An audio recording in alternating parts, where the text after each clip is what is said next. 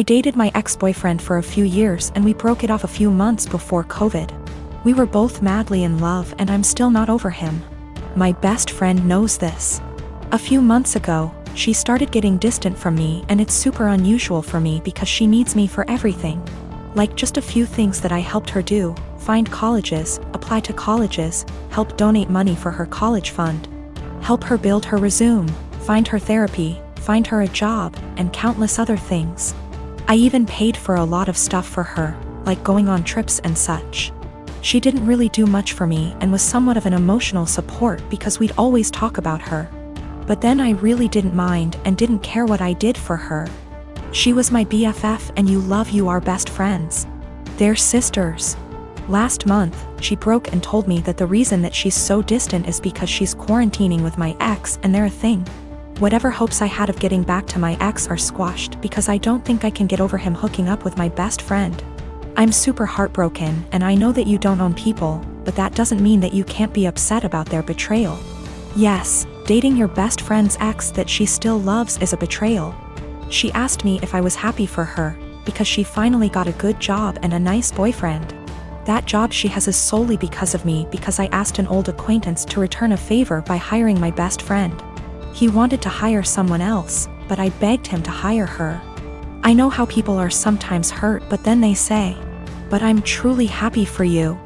I honest to God don't think they mean it, and when I say I'm happy for someone, I want to mean it. I'm not happy for my friend. I just am not. I can't make myself be. I told her as such and told her to stop contacting me. She's now blowing up my emails and DMs because she's so hurt by what I said to her.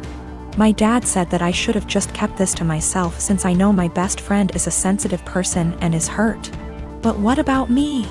Am I given a sensitivity pass because I've looked after my friend for so long? Do my feelings just stop matching at some point? She called me with the news and said that she didn't know how to tell me, didn't apologize. And then she followed it up with how she's finally doing well and doesn't have to rely on me for money since she has a nice job and also a nice boyfriend. I told her I was not happy for her. I reminded her that I got her the job, she knew and was fine with it. And that I've done so much for her over the years and she thanks me by backstabbing me and getting with my ex. She knew that it would hurt me and if she'd done it when I was well over him or with my permission, I'd feel differently. Then, I told her to not contact me again because clearly I'm her friend, but she was never my friend and I want to stick with people who are supportive toward me and reciprocate my friendship. I am 25 years old, my brother is 22. He lives with me since he moved out of our parents' house, reasons are irrelevant. I came home to find him with his buddies in my home, getting wasted. I was pissed because he never asked if he could have people over. I'm an adult OP, I can do what I want. Apparently he and his friends were throwing a bullet-dodged party. He had been seeing this girl for a bit.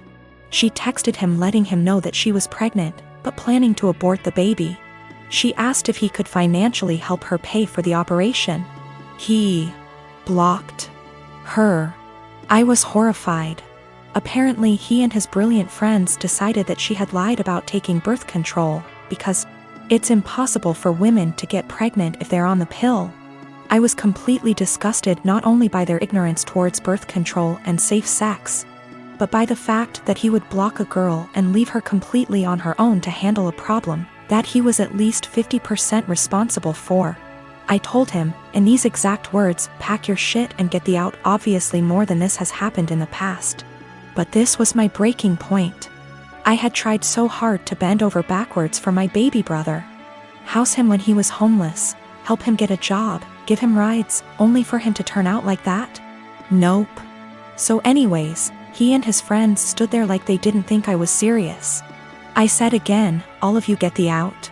I don't want to see any of you here again." I told him in no uncertain terms that he needed to collect his things and leave. If he was old enough to make big boy decisions, he was old enough to find a place on his own. He straight up said no. So I lost my temper. I grabbed as much of his stuff as I could, crammed it into a suitcase, and put / through the suitcase outside. I shouted that if he didn't leave I would call the police. Fast forward tears and begging, he was finally out. That night I got several messages that I was heartless for making him homeless. The pregnancy wasn't his fault because, 1, it was an accident. 2, they weren't a serious couple, so he has no reason to help her. 3, she should have been more careful. I called bull and said I would never allow someone with that sick mindset live under my roof. I said that he is not my brother and I don't want anything to do with him. My parents, my aunts, and some cousins are with me, but that leaves about 3/4 of the family against me. They think that I should support him because he is my brother. I should have given him time. He's not on the lease BTW. And he was supposed to pay rent but often didn't, and the punishment just didn't fit the crime. I am currently trying to track the girl down. She is an old work colleague of his. And am trying to find his old coworkers to figure out her contact info and see if I can help in any way. My sister and her husband have been struggling with infertility since they got married 12 years ago. They've tried absolutely everything, from medical to spiritual, but unfortunately, nothing works. Now that she's approaching late 30s, they're starting to look into adoption, but it's also been a slow going. Since their financial condition isn't exactly stable from multiple rounds of fertility treatments they went through. I can only imagine the struggle, and I sympathize with her. But the stress this situation is bringing her and her husband honestly puts a strain on our relationship. My husband and I lost our best friends, Mason and his wife, Kate, 2 weeks ago in a horrible car accident. They left behind their son Pete, who isn't even 2 yet. It was so sudden and so heart-wrenching. We're still grieving, which lowers out contact with a lot of people, including my sister and Bil. Our main concern right now is ourselves and Pete, whose custody has come to us because we're both his godparents. Actively engaged in Pete's life since his birth. And because Mason and Kate have neither left a will nor have immediate living relatives who can take him in. We've decided to adopt Pete as soon as we can stomach the process. My husband and I never planned on having kids, and even if we did, this is absolutely not the way we want to go about it. The situation is far from ideal, but we're starting the adoption process yesterday, for Pete's safety if nothing else. We broke the news to our extended families and friends, letting them know that my husband and I won't be very available for a little longer because of this. I know my sister and brother-in-law will have something to say about this. I'm prepared for a few heated text messages or voicemails. However, I didn't expect them to turn up on our doorstep, crying about how unfair it is that we were given everything they wanted, and how we didn't deserve to be parents because we didn't go through what they had to. I've never seen my husband so angry before. He's usually very mild and gentle, but recent events have stretched our patience to the limits. We kicked them off of our porch, and I told my sister before she left that since our pain inconveniences her so much, I won't have her around me and my family at all anymore. I know she made a fuss about it, and now everyone has something to say to us.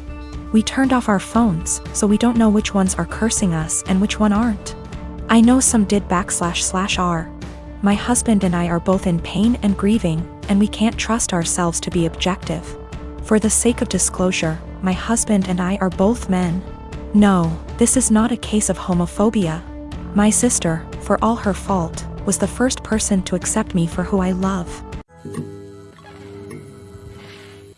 I'm currently working part-time at a restaurant on my university's campus. I mostly work shifts with this one girl, we'll call her Anna, who is all for the body positivity movement.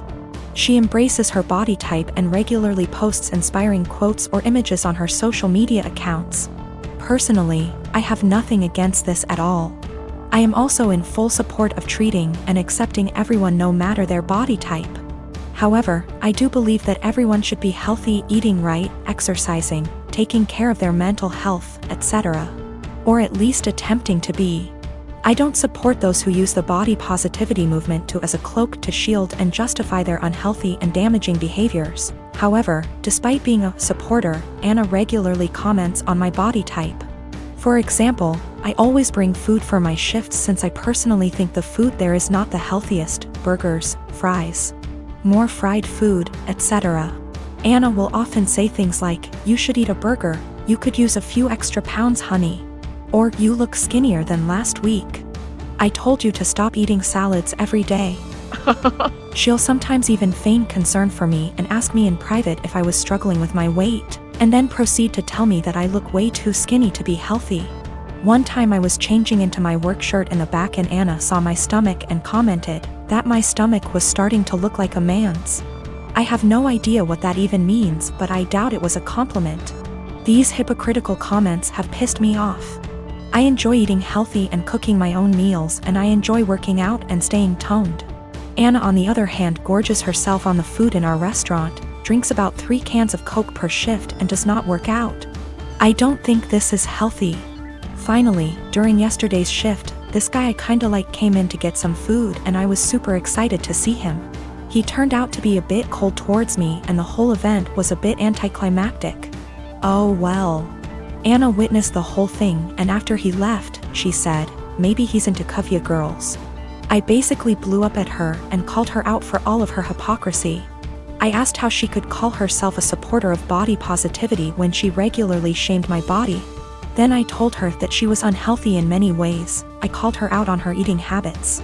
Bitter and jealous of others who are in control of their health and bodies, and deluded for believing that she is healthy and fit. She called me insecure and told me I was being rude. It was reaching the end of our shift, so I clocked out early and left so I didn't have to argue with her more. I was mad for a bit and told one of my best friends. She said that I was right and all, but that I was insensitive in the way I brought it up and suggested that I apologize. I'm standing my ground but want to hear other opinions as well.